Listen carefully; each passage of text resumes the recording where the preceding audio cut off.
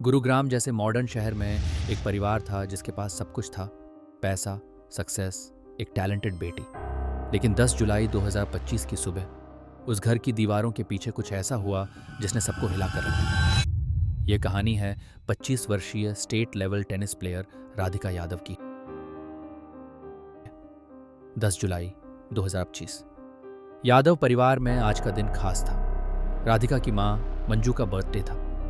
सुबह के करीब 10:30 बजे 25 साल की राधिका, जो अपनी मां के लिए ब्रेकफास्ट बना रही थी, किचन में थी। उस वक्त घर के फर्स्ट फ्लोर पर सिर्फ 3 लोग मौजूद थे। राधिका, उसकी मां मंजू और उसके पिता दीपक यादव। अचानक एक जोरदार धमाके की आवाज़ आई। राधिका के चाचा कुलदीप, जो परिवार के साथ ग्राउंड फ्लोर पर रहते थे, अपने बेटे के साथ तुरंत ऊपर की ओर भागे। वहां का मंजर दिल दहला देने वाला था। राधिका किचन में खून से लथपथ पड़ी हुई थी और बगल के ड्राइंग रूम में एक रिवॉल्वर फर्श पर पड़ी हुई थी। उसी समय एक नेबर ने राधिका की मां को घबराहट में घर से बाहर भागते और फोन करते हुए देखा। परिवार राधिका को फौरन हॉस्पिटल ले गया, लेकिन तब तक बहुत देर हो चुकी थी।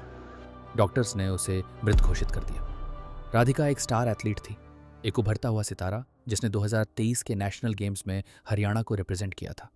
लेकिन 2 साल पहले एक गंभीर कंधे की चोट ने उसके प्लेयर बनने के सपने को रोक दिया और उसने कोचिंग देना शुरू कर दिया। उसके पिता दीपक यादव एक अमीर प्रॉपर्टी डीलर थे, जो महीने का 15-17 लाख कमाते थे।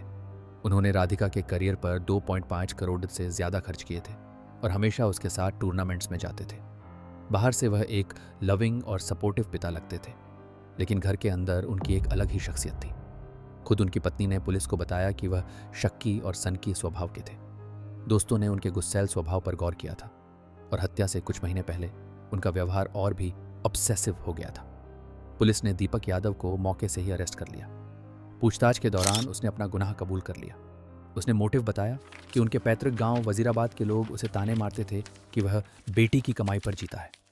इस कन्फेशन और हत्या के हथियार के आधार पर पुलिस ने इसे एक ओपन एंड शट केस घोषित कर दिया।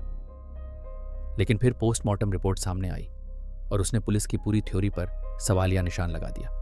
दीपक ने अपने कबूलनामे में कहा था कि उसने राधिका को पीछे से गोली मारी जब वह खाना बना रही थी, मगर रिपोर्ट ने पुष्टि की कि राधिका को 4 गोलियां लगी थी और सभी सामने से उसके सीने पर। यह एक सरप्राइज अटैक नहीं, बल्कि एक आमने सामने का टकराव था।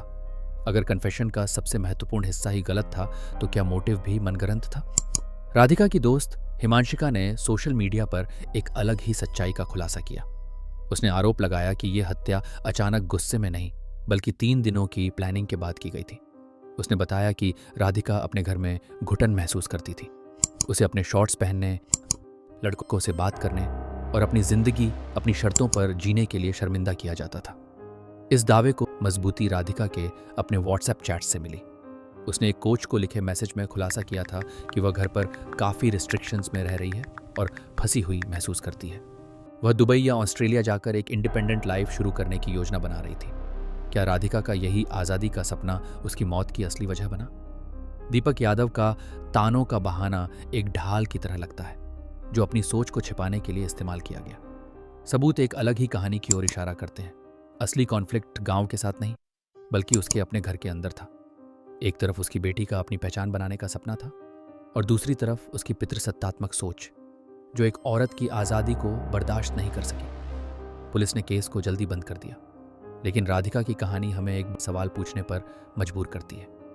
यह हमें याद दिलाती है कि कभी कभी सबसे क्रूर पंचायतें किसी गांव के पेड़ के नीचे नहीं, बल्कि मॉडर्न घरों के बंद दरवाजों के पीछे बैठती हैं, जहां एक बेटी के सपनों की कीमत उसकी अपनी जान से चुकानी पड़ी। Share this video with someone you care about and subscribe for more such cases with true crime uncovered.